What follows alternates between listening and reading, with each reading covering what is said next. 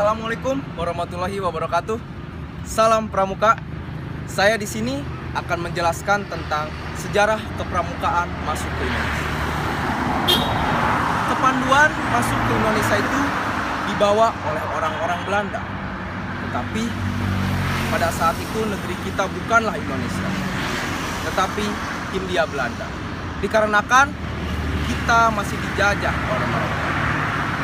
Mereka membuat suatu organisasi kepanduan yang bernama Nederland Indisch Padvindersvereniging atau NIPV, yang berarti Persatuan Pandu-Pandu Hindia Belanda. Bangsa kita pada saat itu mudah menerima organisasi itu karena pada saat itu kondisi negara kita sedang dijajah oleh mereka. Dan kebetulan juga organisasi kepanduan itu melatih para pemuda untuk menumbuhkan aspirasi mereka agar mereka bisa lepas dari penjajahan dari Belanda.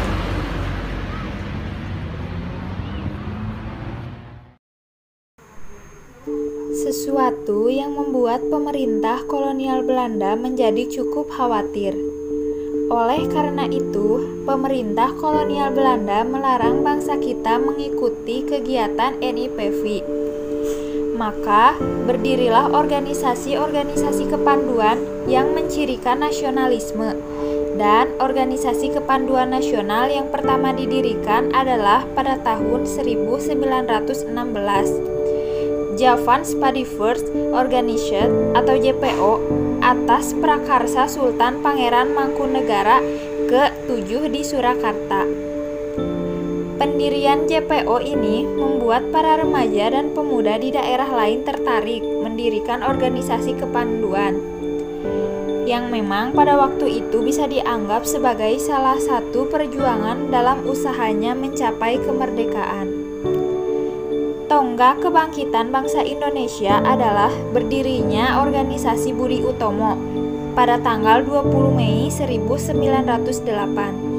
Lalu peristiwa Sumpah Pemuda pada tanggal 28 Oktober 1928 yang menjiwai gerakan kepanduan nasional kita semakin bergerak maju atau merupakan semangat nasionalisme.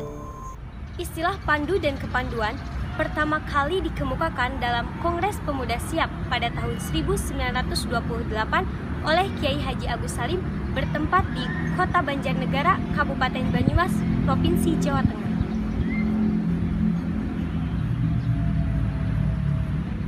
Nah, peristiwa ini terjadi ketika Baden-Powell dan Lady Baden-Powell berkunjung ke Hindia Belanda bertempat di Jakarta pada tanggal 3 Desember 1934. Dan sepulangnya dari Jakarta, Lady Baden-Powell dan Baden-Powell langsung mengikuti perhelatan Jambore Dunia di New South Wales, Australia.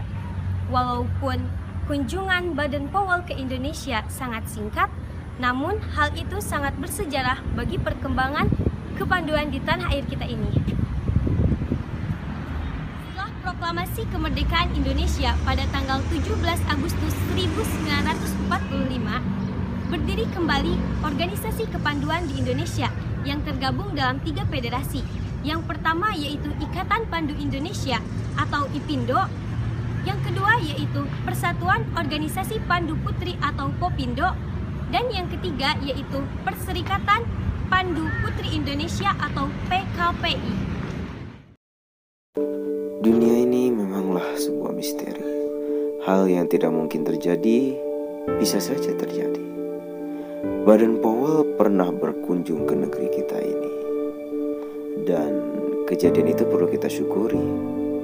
Ya, karena kepramukaan bisa berjalan hingga saat ini. Kemudian, setelah mengalami berbagai peristiwa penting, Pandu Indonesia mengalami satu peristiwa penting lainnya, yaitu diselenggarakannya Jambore Nasional Kepanduan pertama yang diselenggarakan di Pasar Minggu, Jakarta pada tahun 1955 pada saat masa Pandu sebelum Pandu berubah menjadi gerakan pramuka. Dan Jambore tersebut diselenggarakan oleh Ikatan Pandu Indonesia atau IPINDO.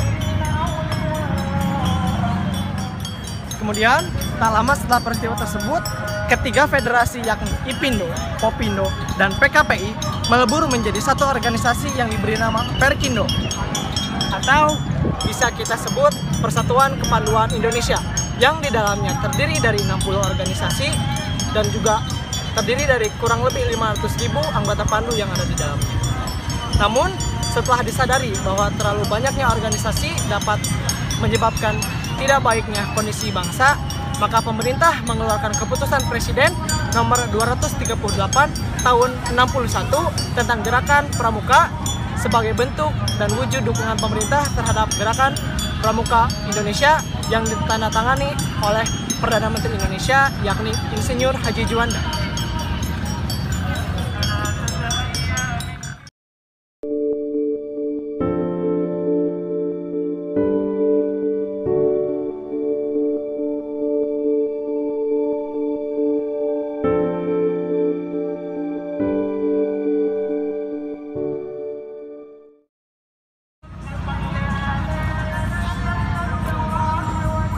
Dengan adanya keputusan Presiden tersebut, mulailah Gerakan Pramuka muncul dan berkembang sebagai organisasi yang turut berpartisipasi dan ikut membangun pembangunan negeri, serta mengkaderisasi para generasi selanjutnya sebagai generasi yang berjiwa beragamis, nasionalis, dan berjiwa patriotis.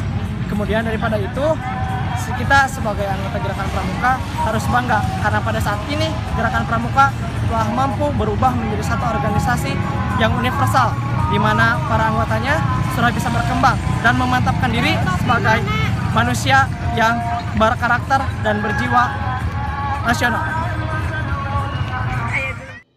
Banyak orang yang mengatakan bahwa pramuka adalah suatu kegiatan yang melelahkan, tapi tidak untuk kami. Pramuka bagi kami adalah wadah untuk meluangkan seluruh kreativitas yang kami punya. Di sini adalah tempat di mana kami dididik menjadi pribadi yang lebih mengenal masyarakat dan juga disiplin. Kita belajar bagaimana suatu saat nanti kita berorganisasi. Kita dididik bagaimana menjadi orang-orang yang berguna nanti di depannya. Banyak juga orang yang berkata bahwa pramuka adalah hal yang membosankan, hal yang melelahkan pula.